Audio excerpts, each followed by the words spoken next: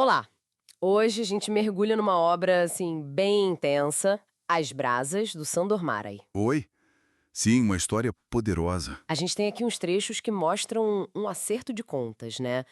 Um general já idoso, Henrik, Isso, preparando um jantar depois de, tipo, 41 anos para encontrar o Conrad, um amigo de juventude que sumiu. exato.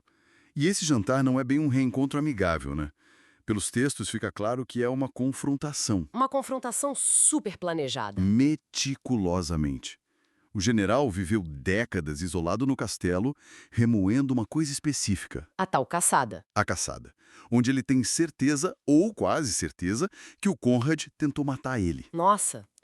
Então, a gente vai olhar para isso, né? Para as camadas dessa amizade, que era forte, mas cheia de. De não ditos, diferença social, ressentimento, talvez. Vamos investigar isso. Bom, essa amizade deles começou na juventude. Os textos descrevem como algo, quase simbiótico, né? Fortíssimo. Uma ligação luminosa, eles dizem, mas sempre com a sombra da grana, ou da falta dela.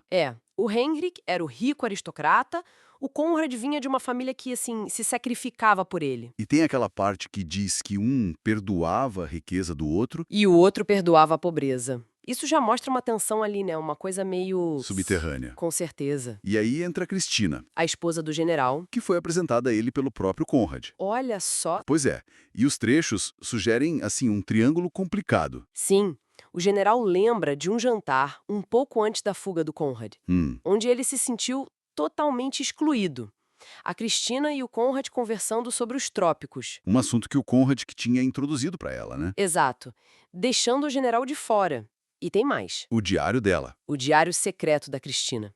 Que some. Tão justo na época do Conrad vai embora. Isso é muito forte. Adiciona uma camada enorme de suspeita, né? Sobre o que realmente aconteceu entre eles. E tudo isso leva para o ponto central, que parece que quebrou tudo de vez. A caçada. A caçada. O general descreve aquele momento, a gente vê nos textos, ele vendo Conrad mirar nele. Com detalhes bem vívidos, né? Ele acredita que só não morreu porque o Conrad hesitou.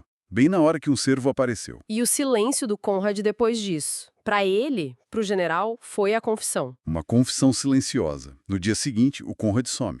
Vai para os trópicos. Sem uma palavra. E aí vem essa espera. 41 anos de silêncio, alimentando a obsessão do general. Uma obsessão total. Mas o interessante que eu acho que as fontes mostram é que ele não quer só confirmar a traição, o tiro. Não é só isso. Ele mesmo diz que já sabe disso. Ou acha que sabe. Ele quer outra coisa, né? Algo mais profundo. Exato. Ele fala que as perguntas óbvias, tipo adultério, tentativa de assassinato, já não são o foco principal. Então o que ele quer? Parece que ele busca o porquê da hesitação do Conrad. Por que ele não atirou? E o que a Cristina sabia de verdade. Faz sentido. Ele diz que a verdade que ele procura não são dados empoeirados, é algo mais essencial, sobre a intenção, a lealdade, a natureza daquela amizade toda. E essa espera toda aconteceu lá naquele castelo isolado, descrito como um mausoléu, né? Cheio de memória e silêncio. Um lugar parado no tempo. E para o reencontro, ele recria tudo: o mesmo salão, os móveis no mesmo lugar, a mesma poltrona para o Conrad, Tudo igualzinho a 41 anos antes. para essa confrontação final. Ele esperou porque sentia que tinha um segredo entre eles, uma força singular, ele chama. Uma força que queima o tecido da vida, mas que mantinha eles ligados de alguma forma. Essa força deve ser o peso do que não foi dito, né? A intensidade daquela relação e da traição que ele sentiu. Provavelmente. O ponto-chave aqui, olhando esses trechos, é essa busca por uma verdade além dos fatos. Depois de tanto tempo, o que importa? Não é só o quê, mas o porquê. Exato. As motivações, talvez a inveja social, o ressentimento, a honra ferida e como aquele laço era forte e ao mesmo tempo destrutivo. É uma análise da memória, né? E como ela molda o passado. Fica essa reflexão, então, que a gente tira desses textos. Quando a morte já está ali, batendo na porta, que verdade ainda se busca? Que tipo de resposta pode ser mais importante do que saber se foi traído pelo amigo ou pela esposa? Uma pergunta difícil. Mostra como as relações humanas podem ser complexas. E às vezes bem sombrias, né?